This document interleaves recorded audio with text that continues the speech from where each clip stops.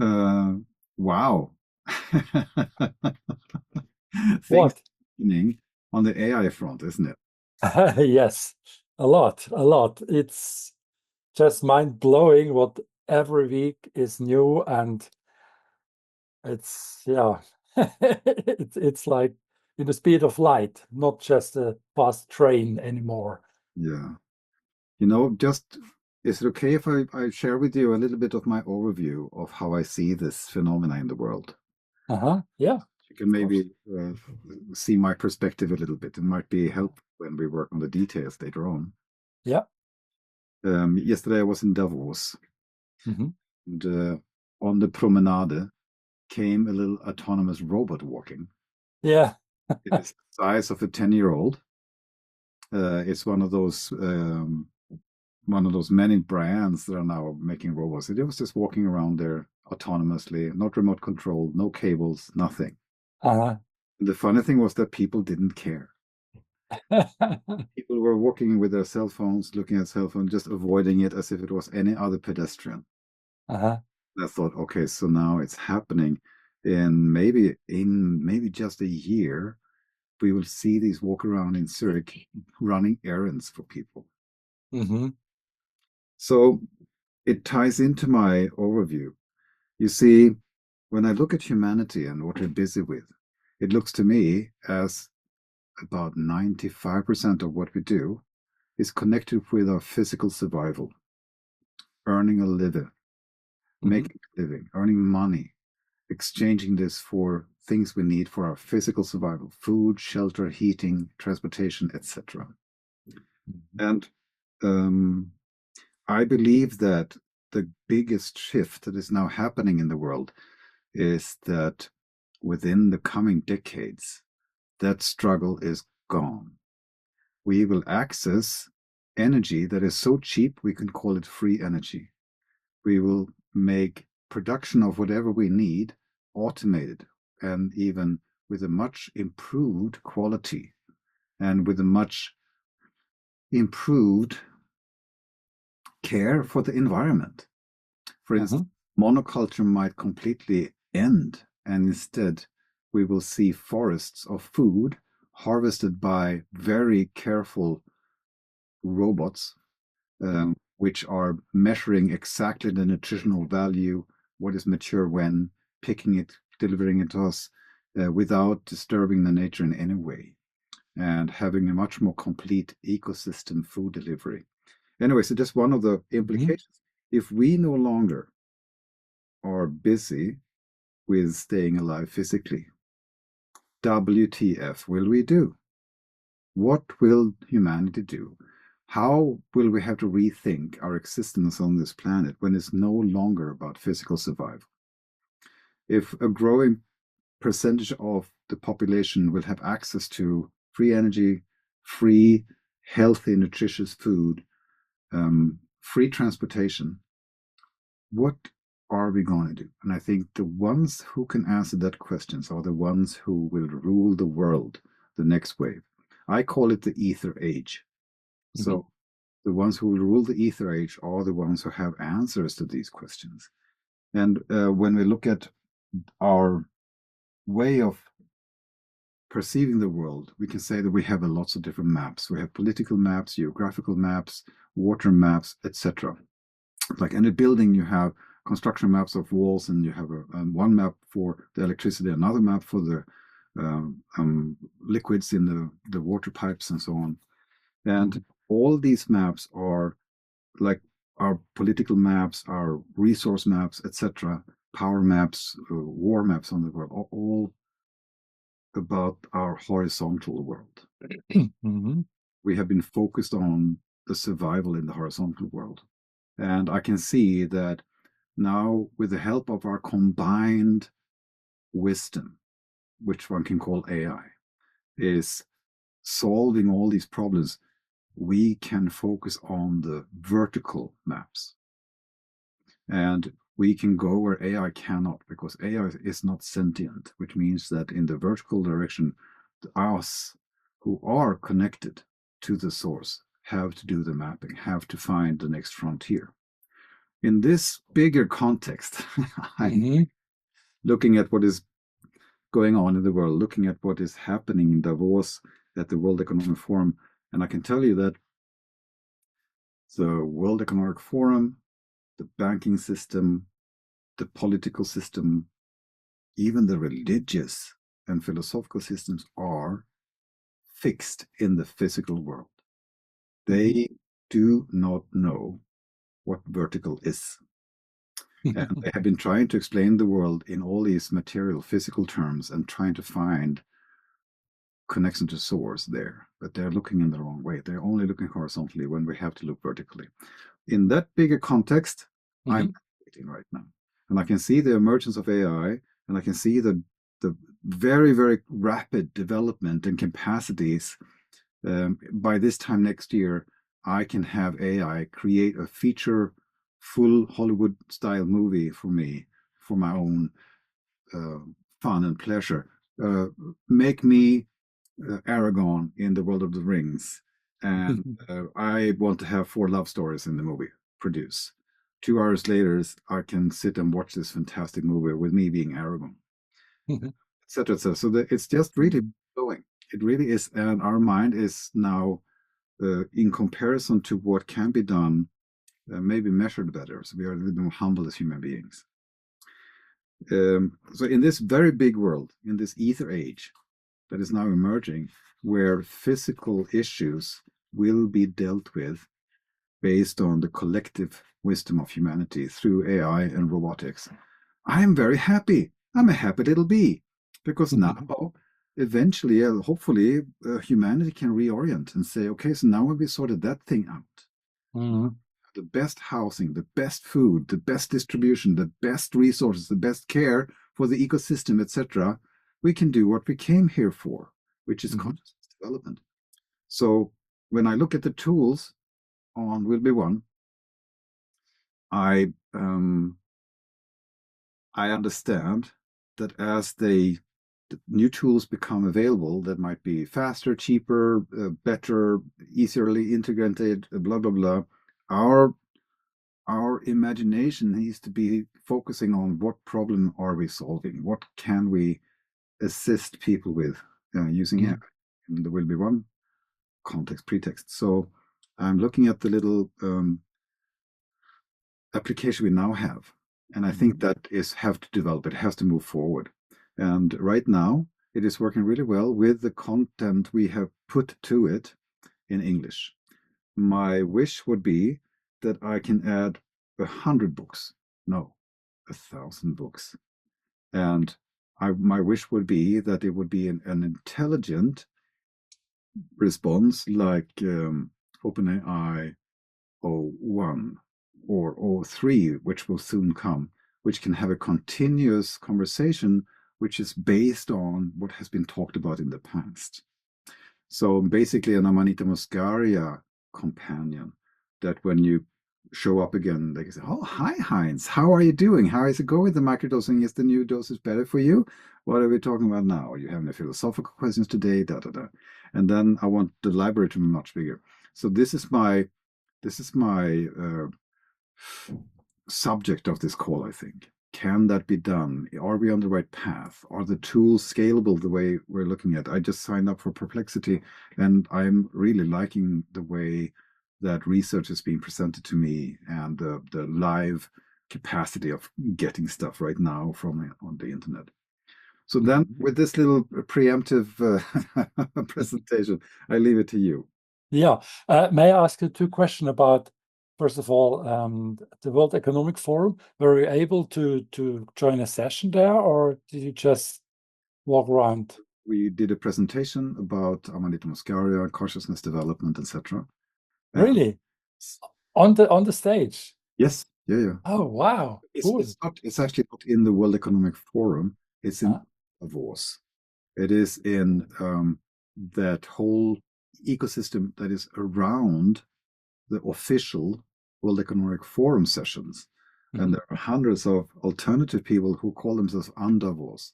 That is like a people's movement, a resistance to exactly. And this is the same time? I didn't know. Yes. Oh, Okay. On the promenade. Uh-huh. So there's drop-ins and Cool. sessions and so on. Mm-hmm. This year, we went Mm-hmm. to a presentation about psychedelics and technodelics. So the how substances, natural substances, are interfacing with humanity's mind to induce superphysical experiences beyond what we know as the material physical world, but also technology and vibrations and frequencies through machines and so on can have similar effects. So that was, we listened in and we met the 6 panelists, and we invite them to, of course, doing a deep dive with Amanita. So we're going to continue to talk with them and do podcasts. This year we didn't want to have any presentations. I also think that the steam is running out of the whole WEF thing. I don't know if they're going to have any more meetings now when they are basically pronounced dead by the non-interaction from Trump, right? We'll see. It's a dying dinosaur. And the second question is, I share with you the opinion of this new world kind of with tremendous technology shift, which we have free energy and good food and everything. The question is, how do you see the transition to there? Because currently we're still stuck somewhere, or many people stuck somewhere where they cannot get out of this hamsterrad. Yeah. And do you see something from outside, let's say alien kind of help, or do you think we can get out with the AI technology? I believe that, let's start with the alien interactions. We have continuously interacted with the alien races, and many of them, many. And this interaction will become publicly known. It is being made known right now. Dr. Steve and the team is trying to disclose the reality of that hidden government that has been doing that interaction. And very hostile, I have to say. Not at all a positive interaction, but very negative. And they've been doing that for over 50 years, and they want us to pardon them, so that they can give us all the secrets they've been holding. I'm not so sure about that, but the interaction will probably be more like this. Okay, so you're starting to solve your physical existence issues. Great. We are open to introduce you to councils and communities that are interplanetary, solar system based such communities, if you are willing to grow up a little bit. So I think that will be opened up, and I don't think that alien civilizations will come here and rescue us or give us shit for free, because I think that they are very well anchored in the thought of evolution as something that we have to create ourselves. We have to create our own future based on our growth, our insight. So nothing can be given for free like that. It's going to be looked upon as seeding a virus that might kill us all. So they will probably interact with us in that way. When it comes to the implications of the emerging AI and what they will mean for humanity, it is not so much a physical issue. Just as not a physical issue to launch a huge rocket and let it land, being embraced by pillars. No, that's not a problem that is physical. It's an imagination problem. If we can't imagine living in a world where it's not only about physical survival, or the physical power struggle, or the physical positioning against other people, against resources and so, if we can't imagine that, I think that there will be a split in the humanity. I think that there will be one group of humanity will go into a bright golden age future, to paraphrase Trump. Another will basically sink with the Titanic of old technology, the Titanic of old thinking, of old paradigms. And therefore, it might take a generation or two or three, but that will be a natural dying off. Since the shift will not happen overnight, Mm-hmm. the people who cling to the old system will keep it alive until they die. Mm-hmm. Yeah, I No think one so will too. no one will want to join them. So Mm-hmm. the split will be from between the groups of people that can imagine a world without that struggle and work towards that and be part of that. And they will also benefit earliest. So there will be a new type of class, and the people who can benefit, interact, instruct the emergent technologies, and build for themselves a world where that is integrated. Mm-hmm. The rest, that's how I see it. Mm-hmm. I believe that as much as there will be amazing solutions and amazing progress, there will be a whole category of people who will just watch it and feel, or I can't join it, or for whatever reason. Fear or fight against it somehow, right? Like with the AI. It's not so When much fear, it's more an inability to imagine. mm-hmm. Mm-hmm. I mean, when I look at my own, when I work with AI, I work with it, and then I come to the point where I see, hey, I'm there. There's so many more. So I need to adopt my whole view and my imagination, and then I make it wider, and then I work again, and then I come to the next, like gates, and then again I open again and go further and further, and I realized that many people they're stuck into having written 2 or 3 ChatGPT prompts, having received bad results, and think, oh well, it's still like for people who like to play or to game a bit, but nothing serious. But what's really going on and what's behind? I mean, if you just have a bit of a clue, it's so mind blowing. And if you look the last 2 months, the speed how things gotten really born into this life with '01, '03 within 1 month literally. And if you see the different abilities, it's 10 times. It's not 20%, it's 10 times the difference, '01 and '03. It's how can they do that, And that speed is really awesome, right? And this opens so many new doors, as you said, with the free energy part, or with solving problems which really would take years and years in the old world, kind of, which now you can solve in 1 hour Or minutes.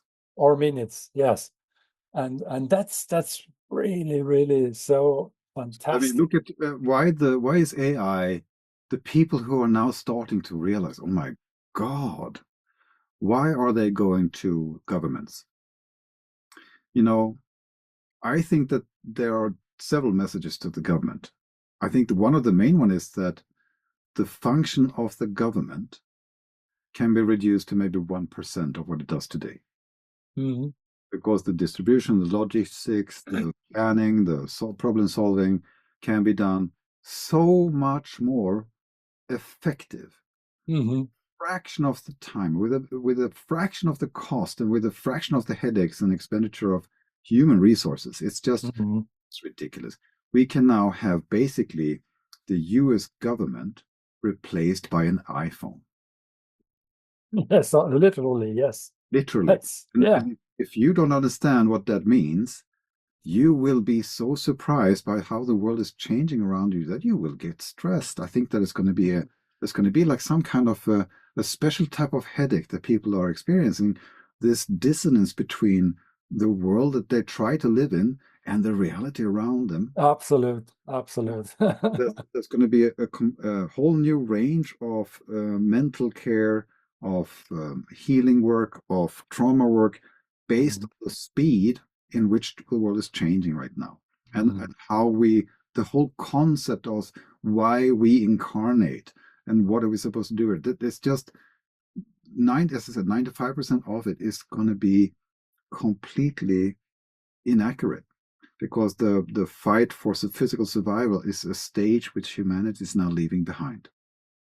If you can't feel that, if you can't imagine that, I think it would be worthwhile to spend some time about this so that you can orient yourself into the future that you are manifesting in your life with your thoughts and imagination. Mm.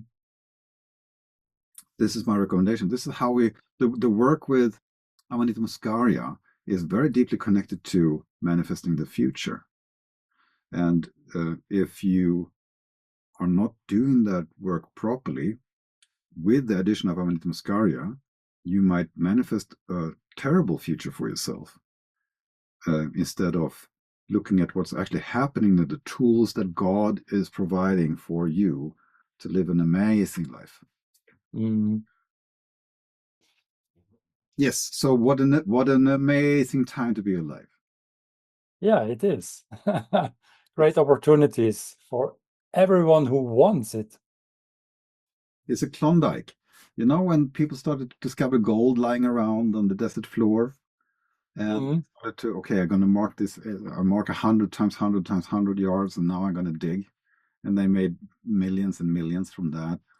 This is a time period in humanity where opportunities, creative opportunities, are maybe greater than ever recorded history because of this. There was an opportunity to reach people through the internet with YouTube and free services, and suddenly you, instead of having your market being your local street, your market is the whole world.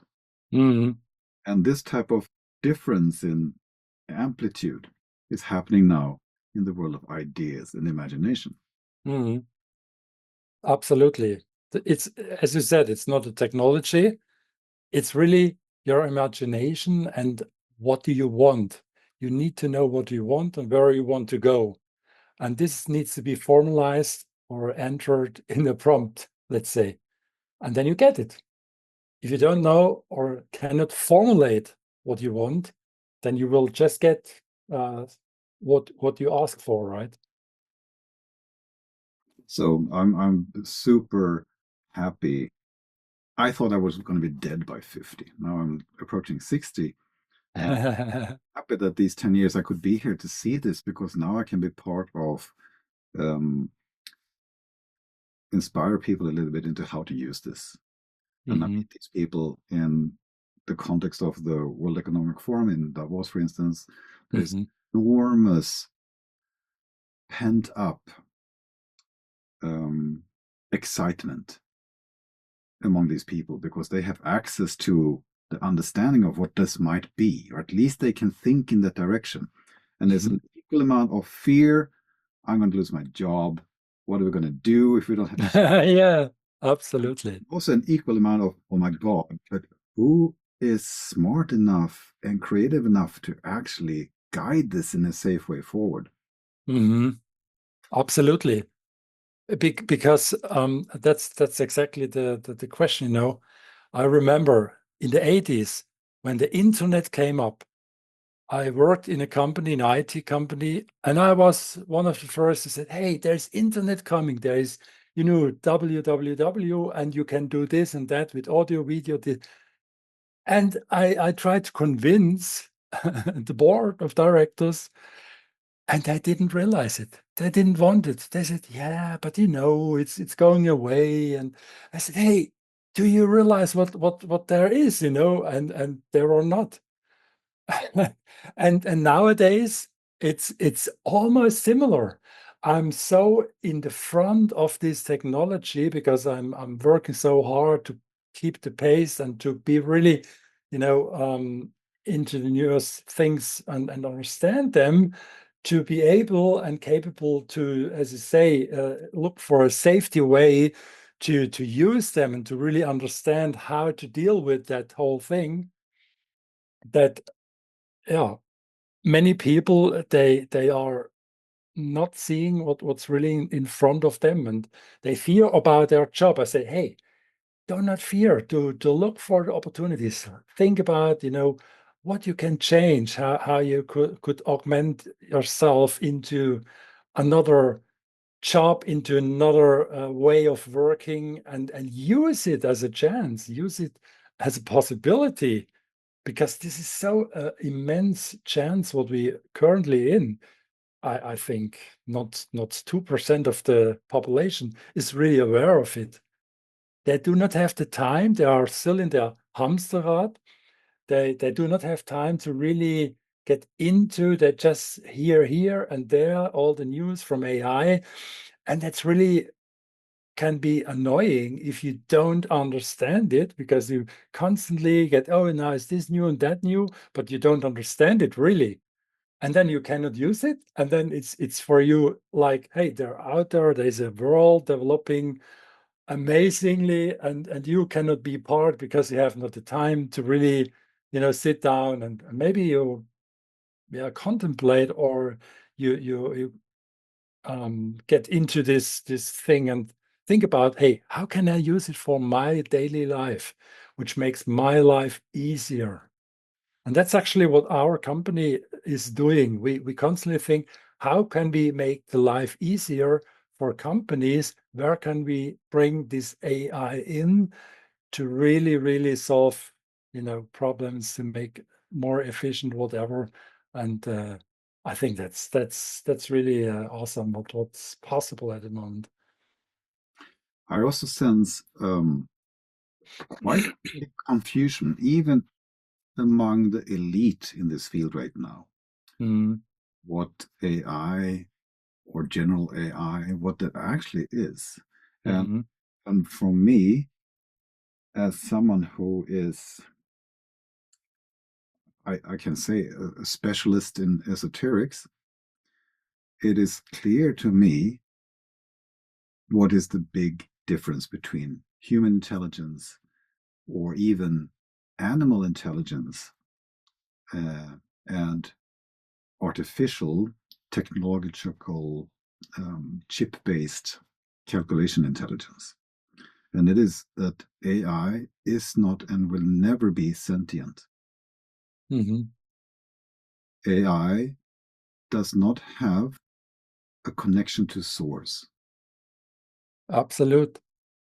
And this is the difference. And this is your great opportunity. If you can understand what that means.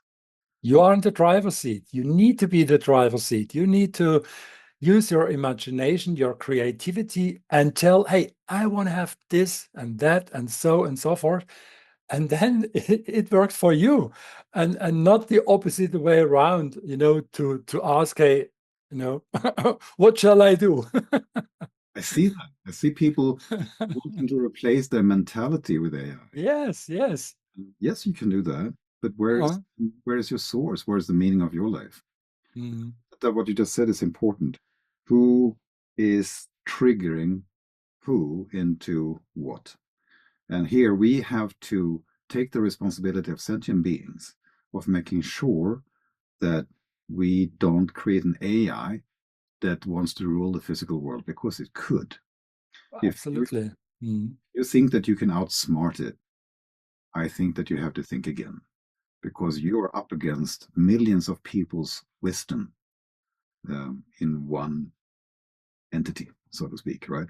And mm, we should probably start to learn to solve problems which we can solve and cannot be solved by automation, right? mm. If you want to solve the old age problems of automation, you will not be the best solution. You will not be able to provide the best solution. But if you focus on what the AI will never be able to, you will always be relevant. Even if it's just a Absolutely. That's a very, very key question here, and topic, because you need to look for your source, which is within you and wants to break out. And in the old world, you had ideas, you had intuition, everything, but you didn't have the tools to realize it, to make it happen. And with AI, you can do many, many things in a realization, which you couldn't in the past. And that's so what I do on a daily basis, I do a QLM, quantum light breath every morning. And that's really my creative part, where I get so many ideas, so many intuition, so many things, which I then go and look what I want to realize. But that's something, as you said, AI will never be able to do such a thing, right? It AI will only do what knowledge is about and around for all the past, but it cannot have a vision for the future or intuition or all these different levels a human has. it will be able to mimic it. So it will be Yeah, yeah. increasingly more confusing Mhm. because the more behavior and words and statements we make accessible to AI, the more it can mimic it. And it will be mimicking it to an extent that it will be confusing Mhm. because it will be mimicking it in a better way than a human would be able to do it by themselves. So we have to learn to see the difference. Mhm. It's actually connected with source, what is essential and what is only a, a collective summary spit out by a machine. Exactly. Yeah, Interesting times to be alive. And absolutely. recommendation then for everyone, please make an inventory of what is in your life focused on your physical survival only. And be ready to let go. All your education, all your efforts, your whole setup might be focused on this effort. It is now time to allow yourself to consider that soon, relatively soon, it will matter nothing. And then you have to befriend yourself, all the effort that you spent, all the plans that you had, all the pathways into a physical survival future that you had. The diplomas and certificates. Credentials. Doesn't matter how good you were in this and how great you are in this, Yeah. they are now antiquated. It's like you are it's like comparing transporting an industry with a horse and a carriage as opposed to a lorry or a big 18-wheeler or with train or with flights. You can do it, but it will be irrelevant, right? And the sooner you can allow yourself to have these thoughts, the sooner you can build a reality for yourself which is no longer based on those 95% of physical survival, the sooner you will create that reality for yourself. You will be part of that group of people who are saying goodbye to the old humanity, stuck in survival, and now entering the evolutionary ether age. What will we do with free energy? You know, what will we do with the best food ever? What will we do with the best doctors ever that monitor our health every minute from birth, making sure that we don't get sick ever? How can we have our immune system triggered without disease? How can we, there are new areas of science opening up that dwarf everything science have done so far. We can probably say like this: there will be new areas of science where each new area is as big as everything in the past. Maybe we'll rename science to old science, and then the new areas of science, all of them, each one of them as big as all in the old. It's time to start to think differently. It's time to imagine a different world. And come into action. It has so much to do with your personal development and your essential development and you manifesting in your world. Now we have practical examples. Now we can see how manifestation works. Now we will be able to have an AI investigating the power of words. What words will we now use to manifest the future? There will be new words introduced into humanity, manifesting this new reality. We have very little to hold on to. And if you hold on to it, you're sinking with Titanic. If you can let go and be in the now and open up to this vertical new map, you have a future to look forward to, an amazing future, which you will partially be creator of. So you're not stuck. You don't have to look at Altman and the Chinese and all these people as your rulers. The one who instructs the AI is the king. Yeah. Amazing times to be alive in. Mm. And I'm very pleased with your efforts. I saw it in your eyes when you came to me in the beginning when you were like, God, look at this. This was yeah. I mean, I work since over 35 years in IT, in cloud business, you know, and I saw many things and solutions and technology and everything. And also I got many times presented like, hey, that's new, that's new. And I looked at it and said, well, 10 years ago, we had the same thing already, you know, it's just new wine in old tubes. And so it was really difficult to surprise me and to really show me something which makes me really exciting. And AI was exactly that thing which I realized, wow, hey, that's really new in the way of, you know, public available. I mean, new, it's not new. There are decades of years which people worked on it, that's for sure. But it's new that it's public available since November 22 with ChatGPT launch. And since then, I mean, it's just, you know, constantly speeding up. In a good way, it became available because of greed. It couldn't be pushed into a bunker or a secret database structure in a mountain somewhere and be used there, because the interaction between this new technology and the world was needed. And this is one of the safeguards. As long as the world is aware of what's happening, we can influence it. We can say to this and we can say yes to that. But we can only do that if we are informed and if we actually engage a little bit. You don't have to. Many of us will happily think with Titanic and thinking about, oh, look at those monoculture fields and how wonderful it was when we had to drive the car by ourselves and shift gears. Can you imagine? We had to shift the gear. So there is a connection or an attachment to different ages. And we see that in recurrencies. When people are looping, we can see that they are stuck in certain type of moods or feeling states to maybe a technological level or a philosophical level or whatever. So I understand that we are attached to the world that we know. But then there's a certain percentage of people who says the world that we know is not that, you know, it's not such an impressive thing. There's so much better that can be done. Absolute. Now that is the new elite. And this new elite has nothing to do with politics. They don't interested in politics. They're not interested in central banking.